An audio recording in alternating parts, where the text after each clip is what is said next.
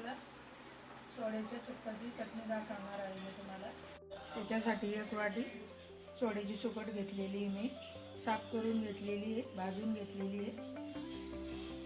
अर्धी वाटी खोबरं आहे, लसूण आहे, लाल तिखट आहे, मीठ आहे।